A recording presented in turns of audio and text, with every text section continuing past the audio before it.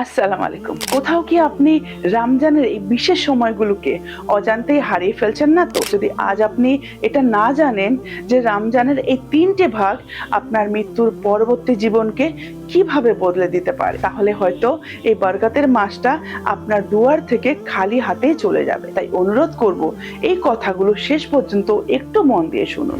আল্লাহ তাআলা তার বান্দাদের উপর অনেক রহম দেখিয়ে এই মাসটিকে ৩টে ভাগে ভাগ করেছেন, যাকে আমরা বলি আশরা। প্রতি 10 দিনের এক একটা আশরা, আর প্রত্যেকটা গুরুত্ব যেন এক অমূল্য রতন। প্রথম 10 দিন হলো রহমতের সময়। আকাশ থেকে আল্লাহ তাআলার দয়া ও করুণা এই কদিন বৃষ্টির মতো ঝরতে থাকে। হাদিসে বলা হয়েছে এই সময় আল্লাহ তার বান্দাদের দিকে বিশেষ করুণার দৃষ্টিতে তাকান। তাই এই কদিন মন প্রাণ উজাড় করে তার সাথে সম্পর্ক গড়ে তোলার চেষ্টা করুন। শুধু বলুন, হে আল্লাহ, আমার সব পাপ তুমি ক্ষমা করে আমার উপর তোমার রহম করো।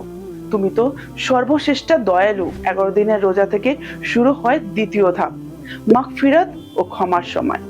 মানুষ হিসেবে আমাদের ভুলের কোনো শেষ নেই। আমাদের পিঠে তো পাহাড়ের সমান পাপের বোঝা।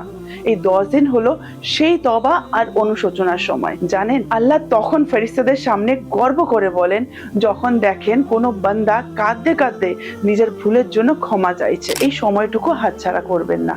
নিজের পুরনো সব অন্যায়ের জন্য লজ্জিত হয়ে তার কাছে ফিরে আসুন। আর সবশেষে আসে সেই মুহূর্ত, তৃতীয় আশরা, 21তম রোজা থেকে চাঁদ রাত পর্যন্ত।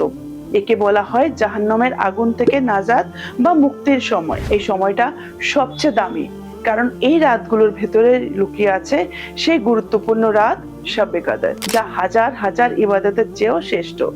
এই দিনগুলোতে আল্লাহর অসংখ্য মানুষকে জাহান্নাম থেকে মুক্তি দেন।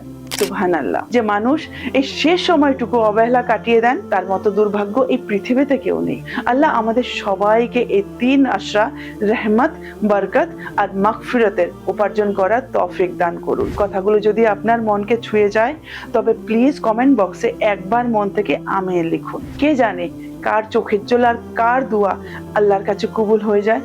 আল্লাহ আমাদের সবার দোয়া কবুল করুক। আমিন। আসসালামু আলাইকুম।